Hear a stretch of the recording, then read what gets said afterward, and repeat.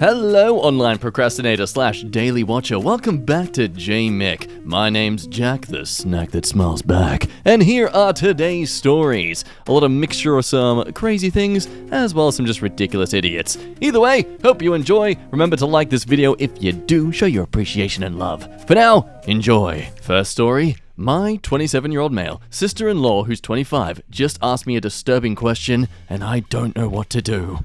This might seem long and jumbled up, and it's just because I don't know what to do, nor where to start, so please bear with me. I have an identical twin named Danny, and we were the typical twins who switched places and got away with it because we were so similar.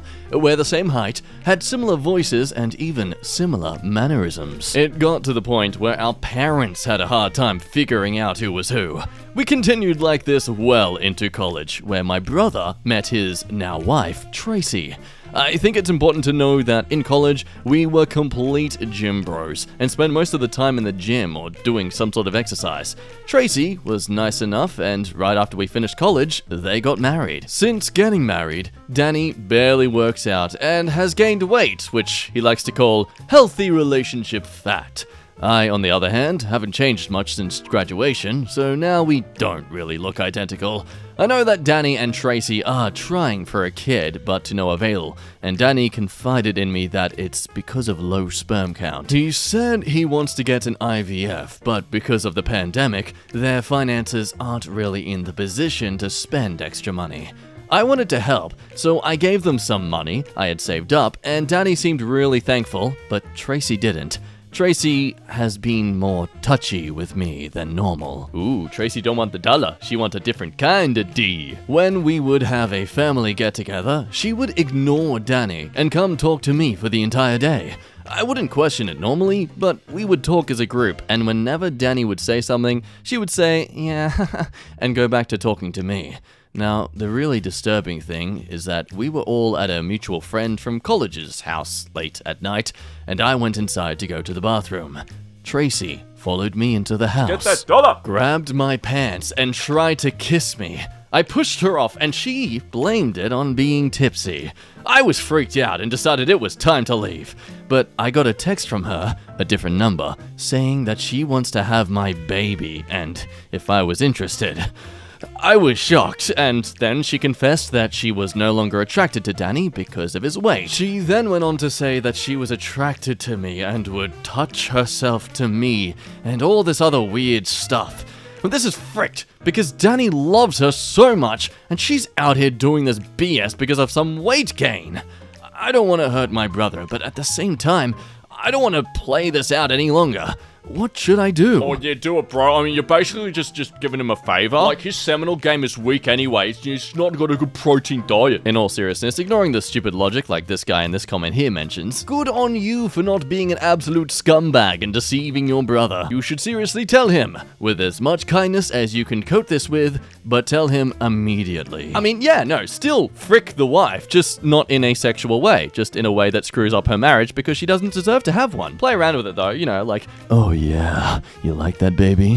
You like it when I screenshot these texts and send them to Danny? Over to a story where we judge the judgment. Am I the a-hole for refusing to look after my roommate's kid and then calling the police for child abandonment? Landlord rented out the other room to a mum and her 2-year-old daughter. I wasn't a big fan of the idea, but I have no input on who gets the room, as each room is a separate lease. I quashed the idea very early on that I will watch, feed, or entertain the kid in any way. She's asked a few times for me to watch her daughter, oh just for a bit, and share the food that I have ordered, but I've made it clear it will not happen every time.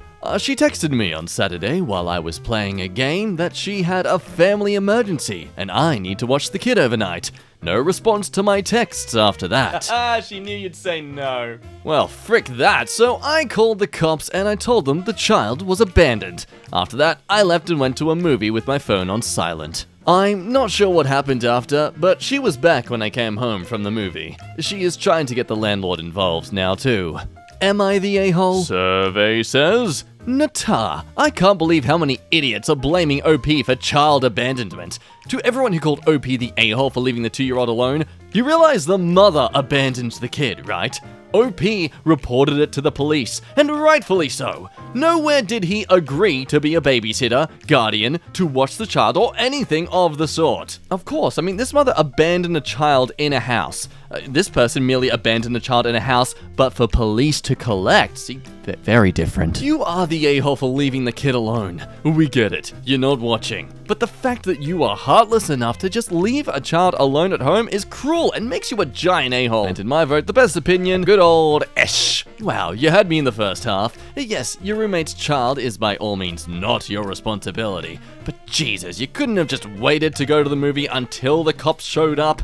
What were you expecting the 2-year-old to answer the door like an adult when the police come knocking? Well, if the mother didn't keep abandoning her child, then the 2-year-old might have learned some proper courtesy. I mean, look, if this was a plant, maybe even a pet, I could understand the justification in, hey, I told you I don't want to have any responsibility over this thing of yours, so don't put it onto me. Oh, you put it onto me? Well, that's your problem. But we are talking about a literal human life here. We objectify people enough as it is. Let's not push that onto children as well. Let's move on to the next story. Am I the a-hole for giving my brother-in-law, a recovering alcoholic, a bottle of bourbon? My brother-in-law works at a company I own. He's a recovering alcoholic, and I know so. The business is a franchised hotel, which, due to competitive pressures, requires us to have a bar on the premises. It's a high-volume bar, and twice a year or so, I'm sold an allocated bottle of bourbon as a gift from the distributor. Twice a year, we have an employee appreciation dinner, where we award the prizes, and one of the prizes is the allocated bottle. As far as I know, whoever wins the bottle usually sells it on the secondary market. For this raffle, we had a bottle of Pappy Van Winkle's. For those not familiar, Pappy's is the most difficult to find bourbon and sells on the secondary market for about $3,000 a bottle. I paid $200. The employees were very excited about the raffle because there was also a 75-inch TV. Now, my brother-in-law, who does not work in the bar, wins the bottle of Pappy's. In private, I ask if he's going to sell it and not drink it. He says they need the money and he's for sure going to sell it. This fact is important. I recommended to him that he ask the person who won the TV if they wanted to trade prizes. He said no. Now this was Friday. Monday, he misses work. No one can get a hold of him. I call my sister, his wife, no answer. Later that day, my sister calls me up. Brother-in-law is in jail on a DUI. From what I can piece together, he fell off the wagon, drank the entire bottle of Pappy's after he got home, got into an argument with the wife, then did a liquor store run later that Friday evening, and that's when he was arrested. At first, she's begging me not to fire him and said that they didn't want to tell me, but then I told her how he won the raffle, and I gave him the bottle that he was allegedly going to sell. Well, the sister hears this and flips out. She now blames me for their predicament. I tell her I had no choice because he won the raffle, which was held in front of the on-duty staff. Well, she says I should have just given him the cash. No, I paid $200 for this bottle, which he could sell for $3,000, but I'm not giving him $3,000. She says that I knew he was an alcoholic and I could have just said no and pulled the raffle, or I could have rigged it so he didn't win. My reasoning is that he walks by the bar several times a day, and every day, without a problem. So I had no reason to doubt him when he assured me that he could control himself. Also, it's not exactly easy to hire right now in our industry, so I can't just pull the rug on something the staff are looking forward to. We do this regularly, and I didn't know that he was gonna win. I don't do the raffle, my managers do. I'm being blamed, and she wants me to pay for the cost of the DUI. That's for another Am I the A-hole, and I'm still debating that one. To be honest, I do feel somewhat at fault. Am I the a-hole for giving my brother-in-law, a recovering alcoholic, the bottle of bourbon under the above circumstances? Some people's thoughts? I'm an alcoholic and I'm going to go with Natar. You asked him if he would be okay and if he was sure. He said yes. He made the choice to walk away with it. He did not put his recovery first. It's on him, not you. Alcoholics that have been sober for a while are often okay around alcohol within reason. It depends on the person.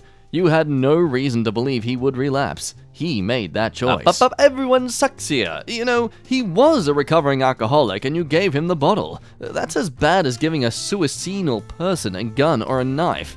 The brother-in-law should have turned down the bottle, though. You're tough for giving an alcoholic alcohol. I don't understand this logic. If I give this to you, you won't drink it? That's not how addiction works. It's on you that he fell off the wagon, OP. Next time, have a backup plan if alcohol is an inappropriate prize. I don't want to put the blame on you, but you are the boss of this sort of small business here, and you are aware of your employees' issues. I do agree, bringing alcohol as a prize when you know one of them is definitely an addict, that it does seem a bit ignorant on your part. But on the other hand, should everyone else have to quote-unquote suffer because of one person's problem? But on the other hand, you're a team, you're a family, as the businesses like to make you think. I don't know, part of me wants to think of an everyone sucks here for this, but I'm gonna leave this up to you in the comments. Let me know what you think. On to the next story. Am I the a-hole for asking my sister what she expected? My sister Sia used to have a friend, Faye. And Faye had a boyfriend named Brett. Brett cheated on Faye with Sia, then left her for Sia. Faye was devastated, and it really tore their friend group apart. Faye went on to transfer to an out-of-state college, and from what I know, has not been back since. This was about 4 years ago now. Sia and Brett are recently married, about 2 months, and that's where the issue comes in. Sia figured out how to get a hold of Faye and decided to invite her to the wedding. She said that her and Brett both missed Faye, as they had all been part of the same friend group through high school. She felt that this was her last chance to try and bring Faye back into her life. Well, I, a 19-year-old female, told her from the get-go that I thought that was a bad idea, and that she should just leave Faye alone. She sent the invitation anyways, but got no response. It's relevant to mention that Sia and Brett could only afford a pretty modest wedding. They held it on his parents' property. It was catered by a very basic, cheap local restaurant. Everything else was done by family and friends. The dress code was casual, which was mentioned on the invite, as Sia couldn't afford a very nice wedding gown. Now, shortly after the ceremony started, Faye walked in and quietly took a seat. To be frank, she looked amazing. She was in a lovely dress. It was darker color and didn't look like a wedding dress, but was of noticeably better quality than Sia's dress. Now, she's super tatted now.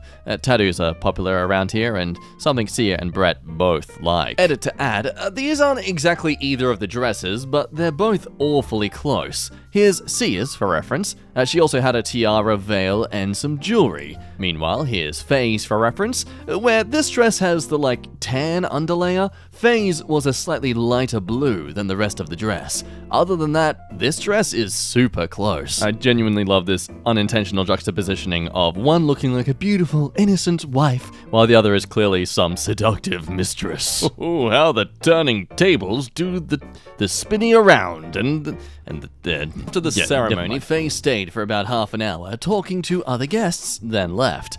I guess Sia tried to say hi to her, and she straight up snubbed her. It created quite a stir. How good she looked was a hot topic. Rather, the comments were positive, or people saying it was trashy she showed up like that.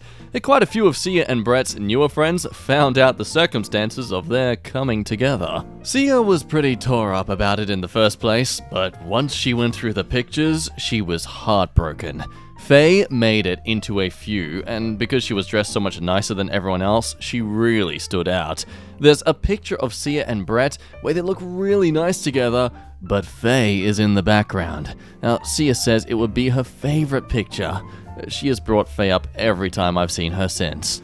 Sia came over for a visit this weekend and started talking about Faye again. What a bitch she was. Why couldn't she just not come? Who needs to ruin someone else's wedding? It got me, so I asked, what did you expect? You slept with her boyfriend before he decided to leave her for you. You haven't spoken in years, and out of nowhere you send her a wedding invite? Who could pass up the opportunity for petty revenge? Edit to add, this might be a pointless edit, but I don't think Sia's goal was to rub anything in Faye's face. From what I understand, Sia basically just never talked to Faye again after everything went down. I think this was a weird, convoluted attempt for Sia to ease some guilt. I think she thought Faye would just, not respond, so she would be able to feel like she extended an olive branch and was ignored, therefore having done everything she could. Oh nice, so it's like slacktivism, just the laziest way to try and make a difference in something, but she was like being tactically slack in her reparations. It made Sia cry and she ended up leaving shortly after. So, is she the a-hole? Well, everyone sucks here. Sia did something wrong, but she was very young and now wanted to make amends. We all do stupid things. Faye took it too far. And you were absolutely right in what you said, but sometimes people need support and not being told off. Oh, Natar. Oh, I wonder if she'll respond to the invitation. No, not like that! Yeah, look, the truth hurts. What did she expect was going to happen when Faye arrived? Was she hoping to rub her wedding in Faye's face or something only to be upset that it backfired? Faye dodged a serious bullet in a schmitty boyfriend and friend. Yeah, not gonna lie, this sounds like a perfect little petty revenge story. I do have to agree with the OP's theory as to why Sia even invited Faye. But clearly Sia prioritizes the perkiness of her petites via Brett's attraction than actually trying to respect her friend and, equally dump this guy for basically just cheating on her. I mean, he's clearly proven he's capable of just sleeping with someone else and eventually leaving you. What makes you think he's not gonna do that to you? But then again, I am someone who does agree in second chances, so... curse my empathy. Next story is just a great adventure. Today I fricked up by accidentally answering what hindsight revealed wasn't actually a question. So this happened a few years ago. I'm going to try and keep the gore at an absolute minimum, but there is no way of telling this story without some detail. I read the rules and it says no gory detail, so the story might not be allowed. I'm still going to post it though, as the amount of jizz-related Tifu posts are staggering, and if this gets taken down, at least I can claim it's because of misogyny. Yay! On to the story. I had just given birth to my second child, and hadn't died this time either, though it was still painful enough that if I could have gotten a hysterectomy right then and there, I probably would have done it. It was a very quick labor, if you don't count the 3 days it took from 2 to 4 centimeters, quick enough that there was no time for epidural. The nurses laughed in my face when I asked and said that even if Usain Bolt had been the anesthesiologist, he wouldn't have been able to get to me in time. What they did have was nitrous oxide, also called laughing gas, or happy gas, I think, in English. Not my first language, so sorry about grammatical errors. I used this gas to its full advantage, enjoying the buzz after months and months on the pregnancy-induced sobriety wagon. Well, after I was done with the delivery, bathtub, 10 out of 10, would recommend, the nurses put me in a gynecologist chair to check for rips and tears. Yeah, side note, hey God! Why you design our bodies this way when literally creating more life can sometimes kill us, if not to severely damage our bodies? Like, come on, man. Give us an update patch. Hurry up.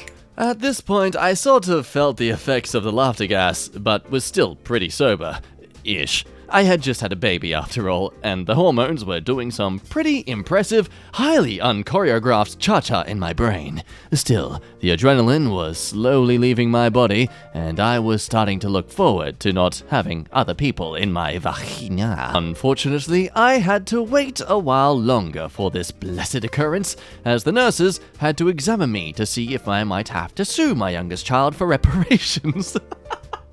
They took a very quick peek into what probably looked like a battlefield from a Monty Python production, glanced at each other, then turned to me, saying, "Okay, so we're just gonna turn this thing up some." Then they proceeded to turn the thing, laughter gas, on what I can only assume was the maximum setting. The most comforting look on a doctor's face. Concern. I, realizing what this meant, braced myself for the next step in the magical wonder that is childbirth by taking some truly Snoop Dogg-worthy drags of the mask that promised a decent slice of chemical heaven.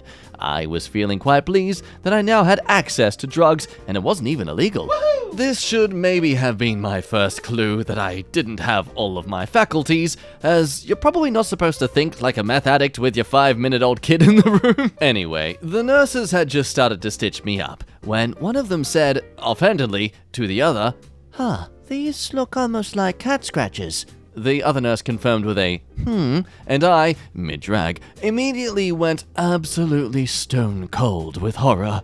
The nurses didn't notice this, as they were busy trying to rescue the remains of my vagina, but my poor, confused mind started racing like it was qualifying for the Olympics. I took another firm drag of the laughter gas. Hey, it's free from where I'm from. Universal healthcare for the win. Thinking harder than I ever had in my life. I could no longer feel my bottom or my hands, but that seemed less important. Cat scratches? That's impossible. I hadn't had a cat up there, had I? I mean, we don't even own a cat. But my friend owns one. Could that cat have accidentally? And this is where the real regret starts. You know that thing you do when you've forgotten something and you're working really hard to remember?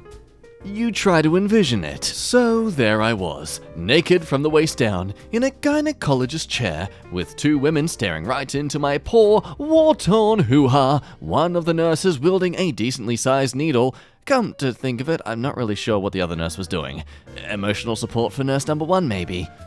Well, my brilliant self decided to envision the cat scratching my vagina to see if it might jog my memory. I even tried changing the colors of the cats. I envisioned to see if the culprit could reveal itself, but, deep drag of laughter gas, alas, no luck. I simply couldn't remember this alleged incident. I cannot tell you the amount of brain cells I have lost trying to get this internal image to stop haunting me. After abusing my own brain for probably about a minute, I suddenly realized I had yet to give the poor nurses an answer. Oh no, what must they think of me? They already think I let cats scratch my vagina, and now they probably think I'm rude as well. I was ready to cry. Happy Gas needs a new name, but I knew what I had to do. I gathered all of my courage to finally come clean to the nurses who were sitting there, minding their business, valiantly doing their, let's face it, not enviable, jobs. I said with as much dignity and severity as I can possibly be mustered in the position I was currently in. I'm so very sorry. The nurses glanced questioningly up at me, so I soldiered on. I've been thinking, and I really can't remember if a cat scratched me there. And for my grand finale, but I can't completely rule it out either. The nurses looked at me in shock for about 5 heartbeats before slowly descending onto the floor. They weren't so much laughing as wheezing like a pair of asthmatic seals, all while I had a needle and thread dangling from my, at that moment, not so private parts. I immediately realized my mistake as I looked wildly around to meet the horrified eyes of my husband holding our newborn child. That was not a cat at all. The nurses quickly turned down the laughing gas and wouldn't let me hold my baby for at least 15 minutes. Very understandable. Very understandable. Anyway, hope you enjoyed that palate cleanser. Now back onto the judging stories. Am I the a-hole for refusing my mother to see my son? Now, so a couple of years back, I came out and started my transition to female. For family who knew me more, it wasn't really a shock. For a couple of others who didn't really know me, it was. Now fast forward 2 years, and constantly offering to open a discussion with my mother about it during that time, and always being denied, I tell her that she can't see my son anymore. For reference, he's almost 3 now. She's been seeing him since he was born. When she tried and asked why, I explained that he came home mentioning Dada, him references for me, and even once my dead name. This only happened twice, but it was always when they came back from her place. I asked her if she even used my legal name or referenced me as her or she, and she said that she'll never see me in that way, and that her husband is what some would call a bigot who dislikes LGBT plus people.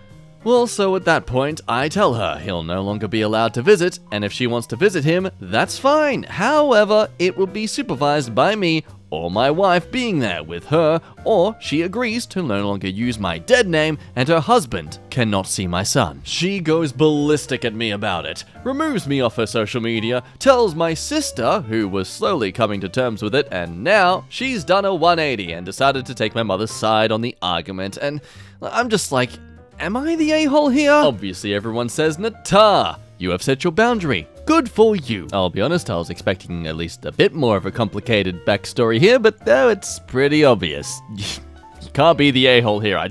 How? Can someone tell me how they could possibly be an a-hole in this situation? Straight on to the next story. Am I the a-hole for not getting a tattoo with my sisters and inheriting our grandmother's money? My grandma is super against tattoos. She says they don't look good on women. My two brothers have tattoos though, and that's fine with her. When she found out my older sister, there's 4 of us, had a tattoo, we still don't know who snitched, she took my sister out of her will. Well, my other sisters and I made plans for the 3 of us to get tattoos in solidarity with our sister. I said I was going to do it, but then I realized how dumb that was and decided not to do it. They went through with it though, and they were mad at me when they found out that I didn't do it. My grandma took them off her will, and when she died, my 2 brothers and I inherited her money and estates. My brothers and I gave our sisters a little bit of it, but they want us to split it equally. My sisters have been pressuring me especially because I had said I was going to do that tattoo plan with them and then didn't do it. So am I the a-hole for not getting the tattoo with them? Also, would I be the a-hole if I don't split the inheritance equally with them? I already gave them some, but they want more. Come and say, Nata, you don't need to get a tattoo out of solidarity. You have a right to change your mind too. They knew the consequences. They didn't need to get tattoos and could have shared their portion of the inheritance. They chose a dumb path. You do you. Yeah, look, your body, your choice. You decided you didn't want the tattoo. The money is irrelevant. She made a choice to get a tattoo and knew the consequences before she got it. She still chose to get it. It's not your fault and not your problem. Keep the money and tell her no. On the other end of things though, Yata, you backed out and reaped the benefits despite saying you'd do it in solidarity and had no issue with benefiting from your grandmother's archaic and schmexist rules. You and your brothers should be ashamed of yourselves. You should split it equally, especially since you basically lied to them about not getting anything and then reaped the benefit of them being cut out of the will so you got a larger share. Yeah, everyone sucks here except your older sister. Grandma was being horrible and misogynistic. It does sound like you purposefully set things up to get a bigger cut. That being said, if your sisters really wanted an inheritance, they shouldn't have gotten tattoos. Honestly, the lack of convoluted backstory here and pointing out how horrible the sisters are, that makes me believe that this person isn't actually genuinely being some manipulative a-hole or trying to hide any deceitfulness about themselves. I don't know, usually when it comes to these people who are genuinely just being an a-hole, they like to add some more detail to the story that makes them come across as far more innocent, and I don't see the OP attempting that at all here.